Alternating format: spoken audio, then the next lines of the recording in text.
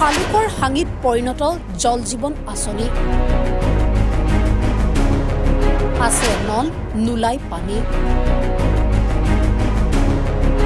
কৈ আছে বিভাগীয় মন্ত্ৰী উন্নয়নৰ ঢাক ঢোল বজোৱা চৰকাৰৰ অভিলাষী আঁচনি জল জীৱন মিছন আঁচনি উদ্দেশ্য আছিল হৰ ঘৰ জল হৰ ঘৰ নল এতিয়া হৰ ঘৰ নলটো ঠিকেই আছে পিছে নলৰ পৰাহে নুলাই পানী দক্ষিণ হালমাৰা মানকাছাৰ জিলাৰ 13 চৰিক পাৰত জল জীৱন আঁচনিৰ অধীনত স্থাপন কৰা হয় প্ৰায় 210টাকৈ পানীৰ নল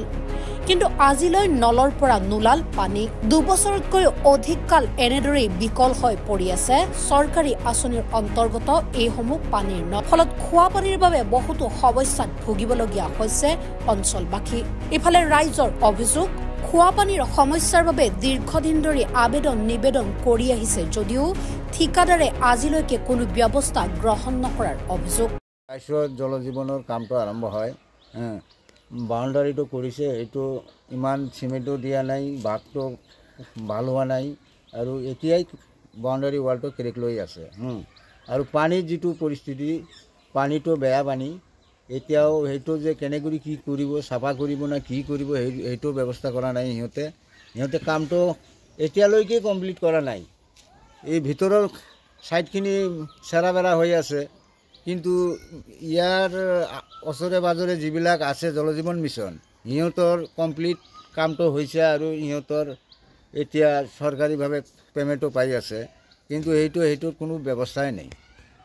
নহয় আমাৰ লগ এতিয়ালৈকে কোনো খোৱা পানীয়ে পোৱা নাই আমাৰ নলবিলাকে ঠিক হোৱা নাই কেনেকৈ আমি খোৱা পানী পাম এইবিলাক কামেই কৰা নাই নাই আৰু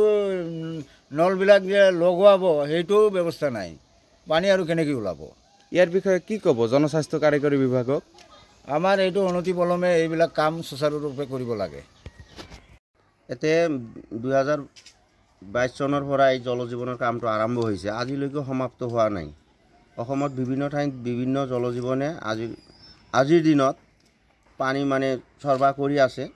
আমাৰ এইটোত নাই কামো হোৱা নাই এইবিলাকত যি কাম হ'ব লাগে সেইবিলাক হোৱা নাই আৰু পানী সাপ্লাই নাই মেইন কথা আমাৰ পানী সাপ্লাই নাই পইণ্ট যিবিলাক দিছে সেইবিলাকত